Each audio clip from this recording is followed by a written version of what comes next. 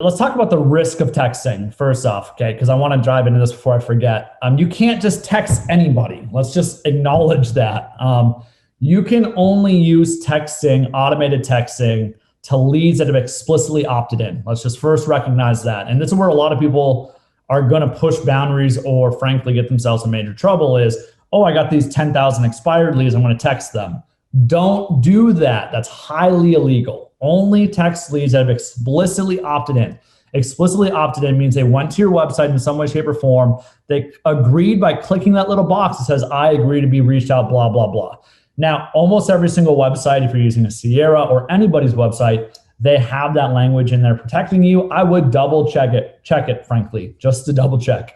I know Sierra is good. I know Ylopo is good. I know Zillow is good. Those are the big three I know for sure. Check, check, check. So, but that's the first big thing.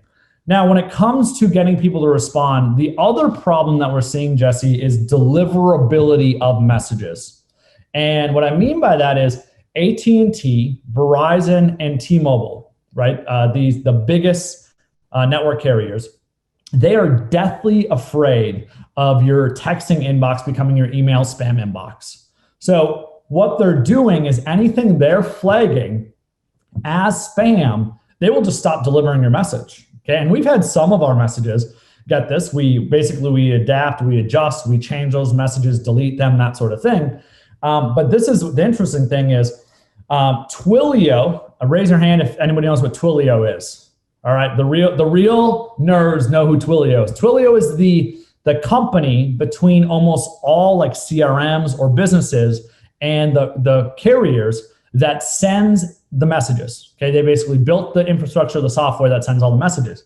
And Twilio obviously sees a lot of trends here. And here's the biggest trend that they've said. And they told us to Sierra because some Sierra users were having deliverability issues.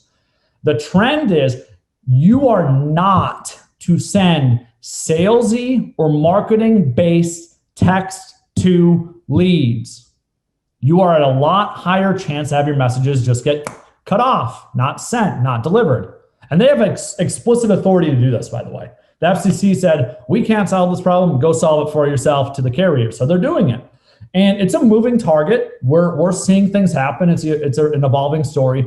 But really what it comes down to is the opposite side of that. They said, texting is only to be used as a conversational, you're only supposed to send conversational text to people. Meaning, send things that sound like you're talking to a friend. That's it. What I see happen, a lot of people think, and I basically say that not all messages are created equal. If you're sending things out like I got a bunch of listings I want to send to you, Jesse, is blank and blank email the best email to reach you at? That's marketing, right? Salesy.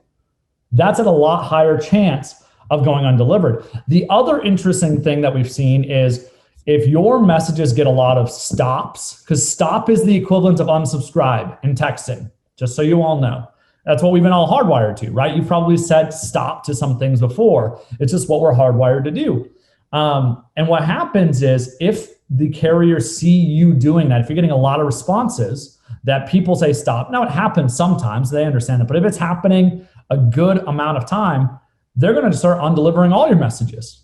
So for us, what we've honestly done, what I think really what you have to do is we, in a lot of our messages, are basically giving people explicit ability to tell us no. This is probably the biggest thing that's worked with our stuff is we say something like, Jesse, saw that you were looking at some homes on one of our websites. Were you just looking for fun or are you thinking about making a move sometime soon? And we obviously adjust that language, change that language. But by giving somebody explicit permission to tell us no, there's a lot less likelihood that we get that angry no from somebody. Take me off your list. Some people do, right? Because there's this wall and they can just be an a-hole because they're not talking to a human, right? It's just texting some mythical creature. But what we've seen is that helps us. We rarely get stopped. Rather, what we traditionally and our users get is more of a, no, I'm not looking, you can take me off your list.